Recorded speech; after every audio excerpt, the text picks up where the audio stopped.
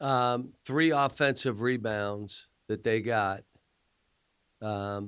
basically gave them the gap that they needed. Um, and the hustle play that Oscar made to get that last ball, wow. Um, we struggled both on offense. We turned it over with 9 minutes to go or more because Ty was out. So we had 50 points. We end up with 60 with 9 minutes to go. We went 5, 6, but you don't have a point guard in. You're playing without a point guard. So that kind of stuff stood out. But we got stuff we got to clean up, and I started with it yesterday. Make it a little clearer for these guys so there's no confusion. This is how we're doing this. Last 4 minutes, this is what we're doing in these kind of games. Because to be honest, 3 games our game, we got a chance to win with 4 minutes to go, and the 3 games we lost, we kind of did the same thing. So that comes back to me. All right, you better do a better job. So last 4 minutes, I can't make a shot for him. I can't get a rebound. I can't fight for him. But I can put them in a position where they have the play they needed to make and they just didn't make it. And then you walk away and say, hey, it wasn't our day. But that's not what's happening right now. John, how will go to you, then Jerry Tippin. How do you have any update on Xavier, kind of what his status for tomorrow is? He's still day-to-day. He's day-to-day. And I doubt – I don't think he'll practice today, but the neck is still bothering him, so it'll be day to day. I know he wants to play against Georgia, and no, he's not doing it out of spite he just wants to play games. But but it'll be day to day. Go ahead, Jerry. And I wondered after, I'm assuming you looked at the tape of the screen that Xavier ran into. What did it look like to you? Legal? I know Jay Billis said he thought Oscar should have called out that the screen was coming. But it kind of happened fast, so he may be right. But when a football player does that kind of crackback, what is it? I'm not sure what you mean. I know, because you don't know football. Anybody know football on here? Blindside block. And what is that, a penalty? Yes. What if you hurt the guy? If it's targeting, you can eject it. Okay, so why not in basketball don't we have something like that? That you can't go up and just blindside a guy that's running. You want to tell me why we wouldn't have that? Well, because. What? Because. What? It's a blindside screen.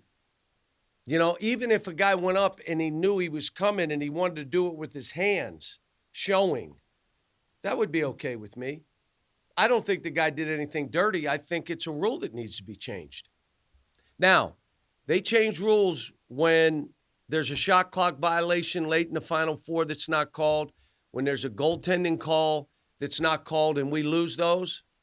How about we look at this one? Here's another Kentucky rule that needs to be changed. How big a part of basketball are backside kicks where somebody comes up and the defender doesn't know he's there? Isn't that fairly common? You have to give them a step, okay, and they're in the half court. I'm talking full court. This guy's running, and it's a blindside screen. So you're saying the same thing would be, well, what if a lineman goes and blocks a guy, and he's 2 steps from him, and he blocks him, and he's running outside, and they do the flip, and so he gets him. That's totally different than you're running, and all of a sudden you get just whacked. I mean, they call it NFL. They're all fouls. I'm not saying that anything illegal was done. I'm just saying if that kid came up and he knew the kid didn't have, and he was allowed to put his hands out so not to hurt the kid, I'd be okay with that. But to go and give that, even if it was only an inch or this, and the kid, and it's not just my kids, it's every kid. And we screen full court.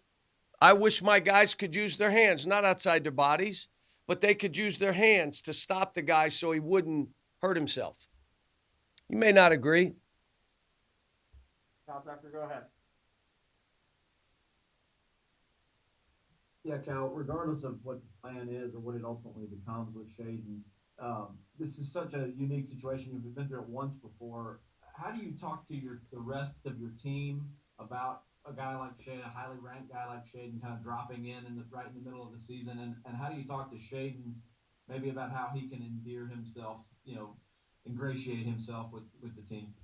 Well, he just has to blend in and be a teammate, which means you got to be around the guys, you got to be there, you got to talk.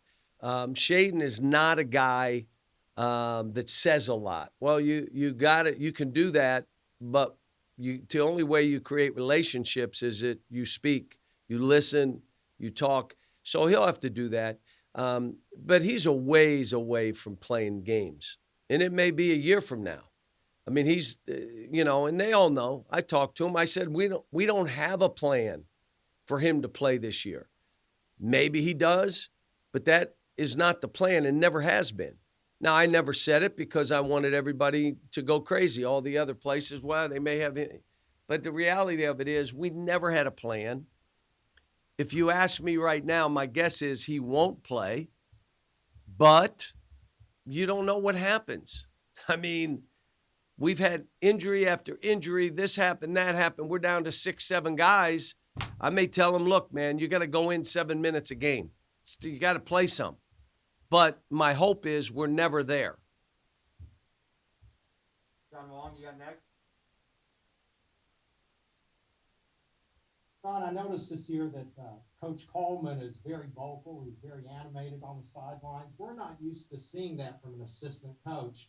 How much of an adjustment is it for you to maybe work with somebody who likes to talk as much as you do? No, he's good. He's got great enthusiasm. And as a head coach, that's what you want to see, enthusiasm. If you walk in our practice, enthusiasm. What I've had him and all the staff do, when we're teaching, it's key words. Can't have long dissertations. We're not stopping that long. So whatever you want to say, you better say it in 3 words. And that, for all the guys, that's different. But he's got unbelievable enthusiasm. But so does Jay. They all do. If you walk in our gym, I've had people walk in and just say, wow, you see an enthusiasm. And it's what I want. It's what a head coach wants. He wants those guys to be engaged. Now, when we practice, if I'm talking, you won't believe this, everybody else better stop. But short of that, come on, let's go. Get these guys going. John Hale, go ahead. Now with Shaedon, I understand it's probably unrealistic to think he could be a major piece anytime soon, but what would the argument be for not playing him in blowouts or whatever when you're playing guys who aren't part of the rotation anyway? Could that experience help him for next year, I guess? Not if he's not ready. If I don't think he's ready to be put in a game, I'm not going to do that to him. I'm trying to protect all these kids, and I kind of explained that to him in my vision for how you need to play. In most cases, it's I want you to be aggressive. I want you to do what you do best, but I also want to protect you. And so with him, you got to get in unbelievable shape. He's not even close to that. You got to be able to play fast, yet still be skilled. This isn't, my pace. I'm still working on freshmen that have been here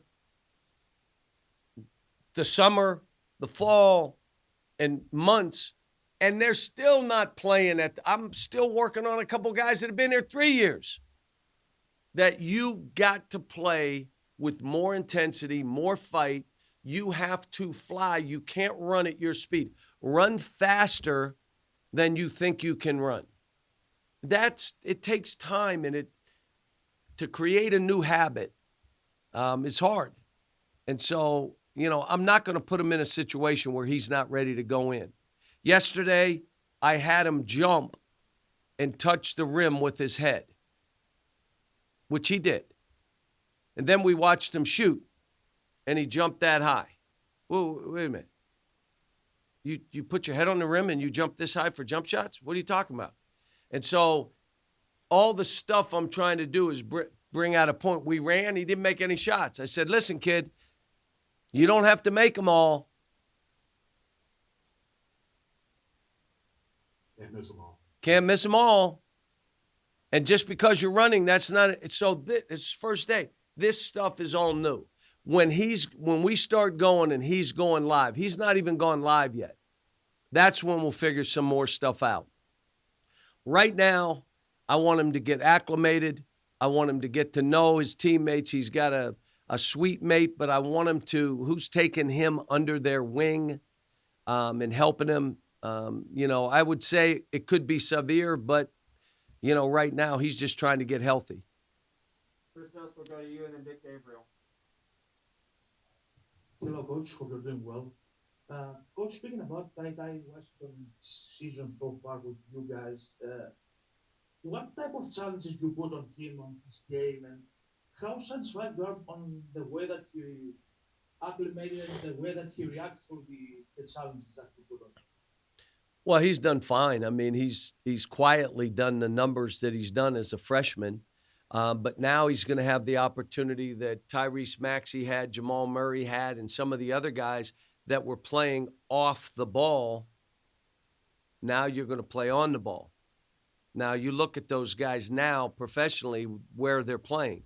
So I'm anxious to see him. I told him, what a great thing for you. You get this chance. Now, everybody on this call knows the guy that stirs the drink for us is Xavier. But you got two guys that can play that position and run our club. I told him, you got to sub yourself before TV timeouts. You can't try to play every minute. I mean, yesterday he was really good. And we'll see what happens for us if he's that guy. If Xavier cannot play, the ball will be in his hands more. Dick Gabriel and Keith Farmer. And John, I don't know if you saw it, but Tyler Hero got leveled by a blindside block in his last night and ended up getting in a fight.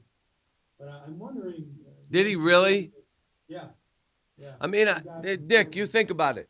In football, they don't let you do that. Are you ready for this? They got pads, shoulder pads, and helmets.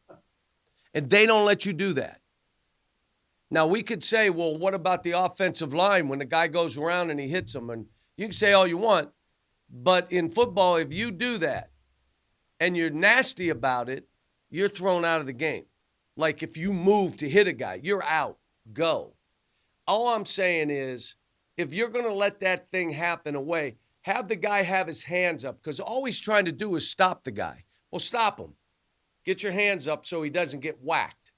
But I don't know the answer, but if you said to me, he got absolutely whacked, what do you think he did? I probably would say Tyler Hero, he gets up swinging.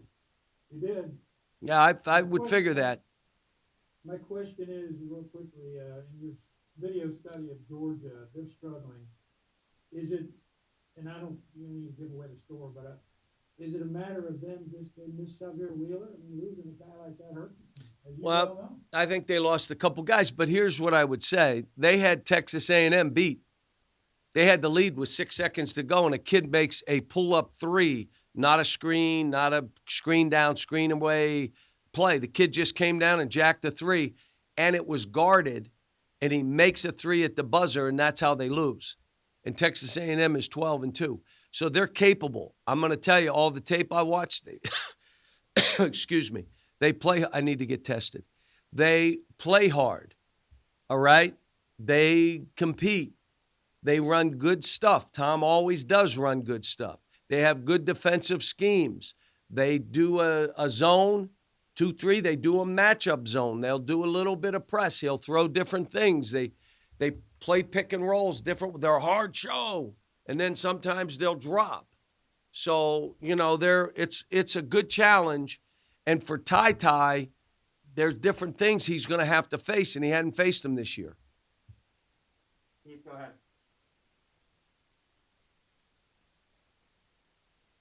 Hey, Coach. We were talking to Oscar earlier about rebounding and everything. I was just kind of curious, what is different in his technique or the way he approaches it, as opposed to some of the fast guys like an Anthony Davis or a Julius Randle? Well, the kid has really strong hands. So the thing that we focused on with him is grab it with two. You just make sure you grab it with two. The second piece of it is he's 255. So when he leans on you, he can then jump. You cannot jump. He's not pushing you. You're just having 255 lean on you. He'll jump to get it. You're just, and the coach, go get it. Go get it. I got a weight on my shoulders of 300 pounds. You go get it. And so that happens. Now, what happened last game twice, he didn't bum rush the three-point shooter late because when the kid shot it, what was he trying to do?